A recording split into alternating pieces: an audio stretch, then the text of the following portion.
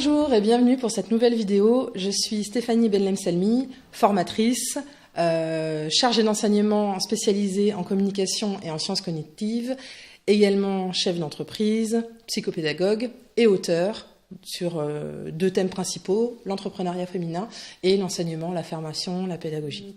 Aujourd'hui, j'ai envie de vous parler de l'évaluation. Alors c'est vrai, on a différents types d'évaluation, l'évaluation formative, l'évaluation sommative, etc., etc. Cependant, on est trop accroché à la note.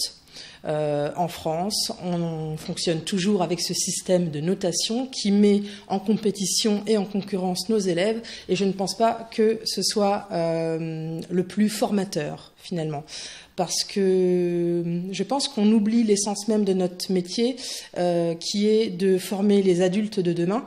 Et à mon avis, certes, on vit dans une société de grande consommation, de compétition, etc. Mais je pense pas que c'est ça, au final, les vraies valeurs humaines que l'on doit transmettre à nos enfants. Et donc aujourd'hui, vous allez me dire, mais quel est le lien avec la notation ? Eh ben, il est assez simple. Supprimons la note. Supprimons la note pour supprimer cet esprit de compétition permanent, cette pression que l'on met à nos élèves continuellement. Parce qu'au final, une note ne révèle en rien les connaissances et les compétences acquises. Parce que véritablement, il faut parler de ce qui nous importe. C'est d'enseigner des savoirs, des savoir-faire et des savoir-être aussi.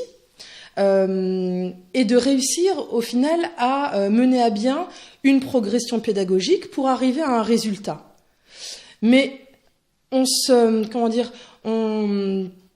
nous importe au final, il faut dire ce qui est, mais peu nous importe au final de savoir si nos élèves ont tous compris ce qu'on avait à leur transmettre. Et en fait, je suis persuadée, et pour l'avoir testé aussi depuis plusieurs années, je suis persuadée que quand on enlève la note et qu'on fonctionne avec un système d'évaluation par compétences acquises, on est au plus près, au final, de notre profession, de ce qu'on nous demande, des attentes que l'on a vis-à-vis de nous en tant que pédagogue, mais également de ce qu'on attend pour nos élèves, c'est-à-dire de s'assurer qu'ils aient bien compris une connaissance, et que de cette connaissance, s'il la transforme en compétence. Et pour s'assurer de ça, en fait, il faut qu'on réussisse à évaluer ces connaissances, ces compétences-là, mais surtout que l'on rentre dans cette pédagogie différenciée dont on nous parle depuis des années et des années, qui est l'essence aussi de notre métier, cette pédagogie différenciée, donc individualisée, pour permettre à chacun de nos apprenants de bien comprendre les tenants et les aboutissants d'un savoir-faire ou d'un savoir-être. On se rend compte en fait que un apprenant qui a vraiment conscience de ce qu'il a acquis, de ce qui est partiellement acquis ou de ce qu'il n'a pas encore acquis, devient véritablement acteur de son apprentissage. En lui disant, eh ben voilà, cette connaissance-là ou cette compétence-là n'est pas encore tout à fait acquise, donc je te propose de te donner un travail supplémentaire pour pouvoir acquérir cette compétence manquante. Eh bien, votre apprenant est complètement acteur. Il sait pourquoi il va faire ce travail. Vous lui donnez du sens. Et ça, c'est très important de donner du sens à ce qu'on fait. Nous-mêmes, en tant qu'adultes, on a besoin de trouver un sens à ce qu'on fait tous les jours. Alors, pourquoi est-ce que ça devrait être différent avec des enfants ou des adolescents ? Il faut absolument que vous donniez du sens. Et en prenant ce temps-là d'expliquer, voilà, la compétence ou la connaissance est acquise ou alors pas acquise ou partiellement acquise pour te permettre de l'acquérir. Voilà, vous lui donnez un intérêt. Pour lui permettre de l'acquérir, je vais te donner un travail supplémentaire. On va travailler à nouveau pour que tu puisses acquérir cette connaissance ou cette compétence-là. Vous donnez du sens et l'élève garde sa motivation. D'autre part, ce qui est intéressant aussi pour vous, c'est d'avoir une véritable évolution de l'avancée de chacun de vos élèves, parce que vous n'allez pas donner le même travail supplémentaire à chacun de vos élèves, étant donné que les compétences à acquérir seront différentes en fonction des uns et des autres. Donc, bien évidemment, ça nécessite un travail supplémentaire pour vous, de préparation, c'est indéniable, mais ça fait partie du job. Voilà.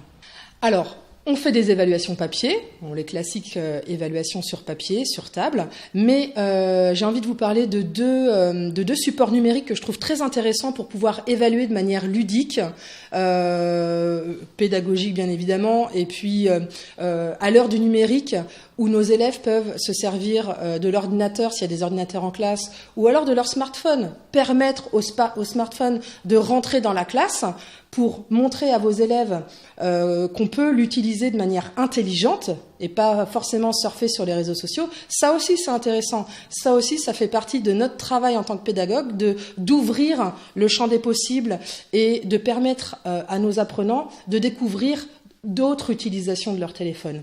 Donc, on a le logiciel Socrative et le logiciel WooClap. Ce sont deux logiciels qui vous permettent de faire des brainstorming en direct, où vous allez leur poser une question de cours. En direct, vous allez avoir les résultats qui vont s'afficher. Ça va faire un nuage de mots. C'est très interactif, c'est très ludique. Les élèves aiment bien. Ça permet de capter leur attention. Vous avez aussi la possibilité de monter des évaluations, de créer vous-même des évaluations numériques avec un retour direct de la bonne réponse. Et ça, c'est très important, le retour direct de la bonne réponse. En général, quand on fait des évaluations, on a tendance à attendre avant de les corriger, et on va rendre la correction la semaine d'après ou 15 jours après, voire parfois encore plus longtemps après. C'est anti-pédagogique. Il faut absolument que l'apprenant ait un retour direct sur son évaluation. Et ces logiciels, en fait, vous permettent ça. Parce que l'élève va répondre à une question et puis il va avoir automatiquement le complément en fait de sa réponse, si elle est fausse ou si elle est juste, mais au moins il a un retour direct tout de suite. Et ça permet aussi d'ancrer la mémorisation, c'est très important. C'est efficace. Et enfin, le logiciel Socrative est assez intéressant parce qu'il permet également de faire des groupes de travail sur des évaluations, et donc sous forme ludique. Ce sont comme des challenges en fait que vos différents groupes d'apprenants vont créer pour pouvoir s'évaluer aussi entre eux. Donc ça, ce sont deux logiciels que je vous conseille si vous avez la possibilité de faire travailler vos élèves sur PC ou de leur faire sortir leur téléphone portable en classe, uniquement pour cette évaluation pédagogique, parce que déjà vous leur ouvrez l'esprit, et puis vous aussi, ça montre que vous avez l'esprit ouvert et que vous vous adaptez, et que vous portez un intérêt aussi à leur mode de fonctionnement et à ce qu'ils apprécient dans leur vie de tous les jours. Voilà, donc je vous dis à très vite pour une prochaine capsule vidéo sur un prochain thème, et je vous remercie pour votre attention.